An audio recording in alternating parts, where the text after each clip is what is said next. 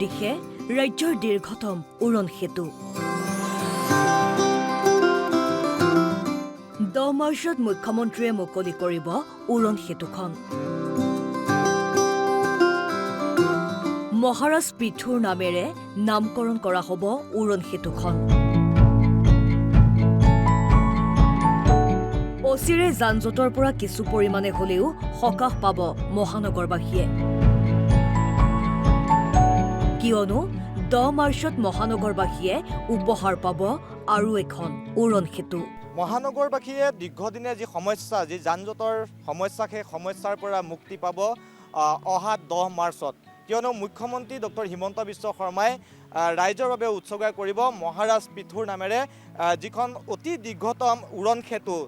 সেইখন হৈছে নাৰেংগীৰ পৰা ৰিজাৰ্ভ বেংক সংযোগী সেই উৰণ সেতু আৰু সেই উৰণ সেতুখনৰ নামাংকন কৰা হ'ব মহাৰাজ পৃথুৰ নামেৰে আৰু ইতিমধ্যে প্ৰায় 95% কাম সমাপ্ত হৈছে 10 মাৰ্চত মুকলি হ'ব মহানগৰীৰ ৰিজাৰ্ভ বেংক নুনমাটি সংযোগী উৰণ সেতু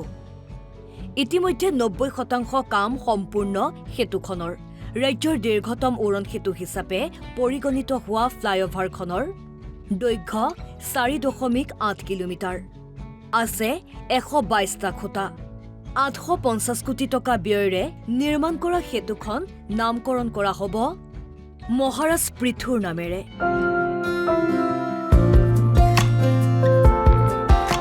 ইতিমধ্যে চান্দবাৰীত নাৰেংগী গুৱাহাটী ক্লাব আৰু আৰ.জি. বৰুৱা ৰোডৰ সংযোগস্থলত এটা চাৰ্কেল স্থাপন কৰা হৈছে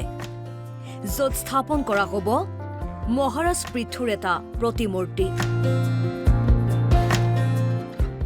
10 মাৰ্চত মুখ্যমন্ত্ৰীয়ে মুকলি কৰিব লগা উৰণ সেতুখনত এতিয়া শেষ পৰশ দিয়াত ব্যস্ত শ্ৰমিকসকল ইপিনে এই উৰণ সেতুখন মুকলিৰ লগে লগেই মহানগৰবাসীয়ে মূৰৰ কামোৰণি হৈ পৰা যান-জঁটৰ পৰা বহু পৰিমাণে সকাহ পাব বুলি আশাবাদী মহানগৰবাসী এইটোতো বহুতখিনি সুফল হ'ব এইটো যিটো আপোনাৰ নুনমাটিলৈ যোৱা মানুহ তাৰপিছত ইপিনে চানমাৰীলৈ অহা চানমাৰীতো ইয়াতেতো চানমাৰীলৈও পাৰিব